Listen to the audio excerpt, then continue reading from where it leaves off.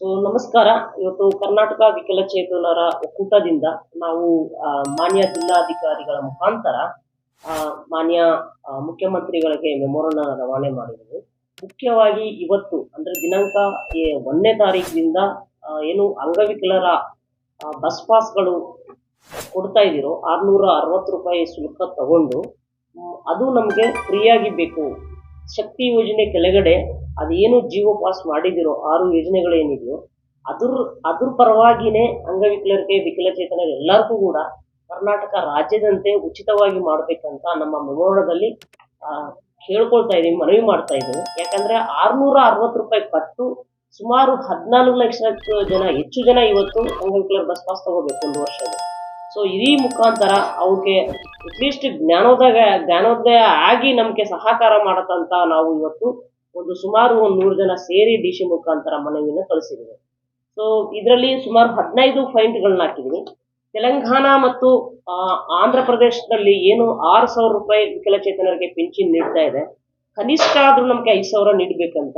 ಅದೇ ರೀತಿಯ ಮನೆಗಳಿಲ್ಲ ಸರ್, ನಮ್ಗೆ ಎಲ್ಲರೂ ಬಾಡಿಗೆ ಮನೇಲಿ ಇದೀವಿ, ಮನೆಯಿಂದ ಆಚೆ ಬಂದು ಬದುಕ್ತಾ ಇದೀವಿ.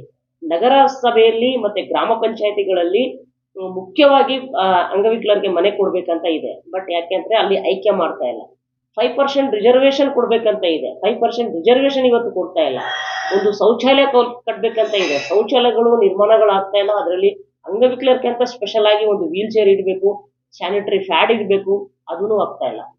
ಇದೆಲ್ಲ ಮನಸ್ಸಲ್ಲಿ ಇಟ್ಟುಕೊಂಡು ಇವತ್ತು ನಾವು 15 ಡಿಮ್ಯಾಂಡ್ಸ್ ಅಂತೆ ಮಾನ್ಯ ಮುಖ್ಯಮಂತ್ರಿಗಳಿಗೆ ಮನವಿನ ಮಾಡಿದ್ವಿ.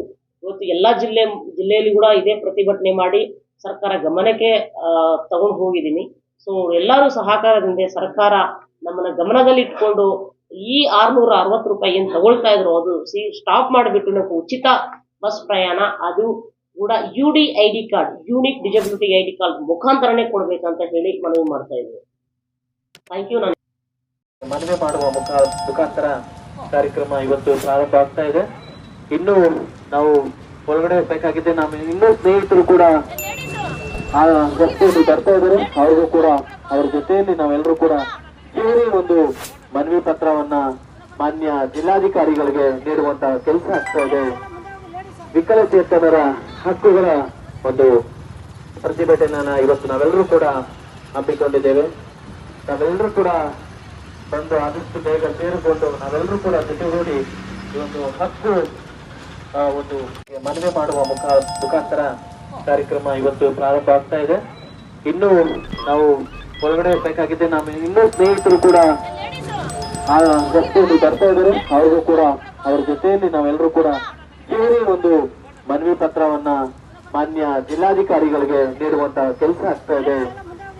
ವಿಕಲಚೇತನರ ಹಕ್ಕುಗಳ ಒಂದು ಪ್ರತಿಭಟನೆಯನ್ನ ಇವತ್ತು ನಾವೆಲ್ಲರೂ ಕೂಡ ಹಮ್ಮಿಕೊಂಡಿದ್ದೇವೆ. ನಾವೆಲ್ಲರೂ ಕೂಡ ಬಂದು ಆದಷ್ಟು ಬೇಗ ಸೇರಿಕೊಂಡು ನಾವೆಲ್ಲರೂ ಕೂಡ ಜೊತೆಗೂಡಿ ಈ ಒಂದು ಹಕ್ಕು ಒಂದು ಮಾಸಾಸನ ಸಮಯಕ್ಕೆ ನೀಡಬೇಕು, ಮಾಸಾಸನ ಸಮಯಕ್ಕೆ ನೀಡಬೇಕು.